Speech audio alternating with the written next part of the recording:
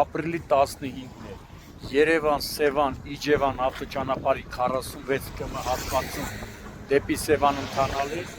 Ford Transit մակնիշի ավտոմեքենան բախվել է զիլ մակնիշի բեռնատարի հետնամասին։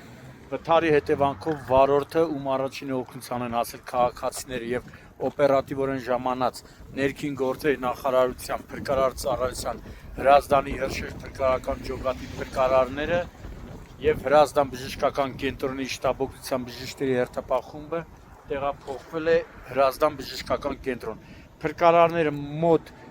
40 րոպե են աշխատել, օգտագործել են հատուկ տեխնիկա, մինչև որ կարողացել են արգելափակված վարորդին դուրս բերել եւ պատգարակով մոտեցնել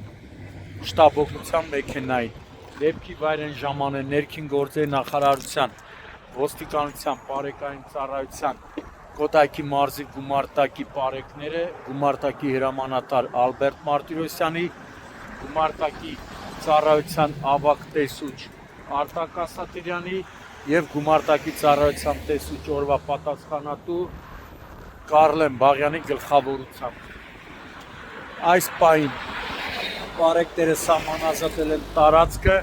վթարի մասին տեղեկությունը փոխանցվել է Հայաստանի քննչական կոմիտեի Կոտայքի մարզային քննչական վարչություն, որտեղից իմ տեղեկություններով հիվանդանոց է մեկնել արդեն հերթապահ քննիչը, ով այնուհետև կժամանի դեպքի վայր։ Այս պահին պարեկները պարզում են ավտոմեքենաների սեփականատերերի, զիլի վարորդի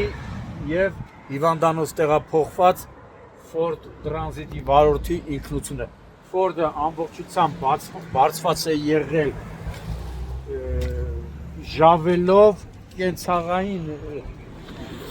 ժավելով է, հիմնականում ժավելա, չէ՞ տղեր։ Ժավելով, որոնց մեծ մասը թափվել է բախման հետևանքով, լցվելով ճանապարհով մեկ։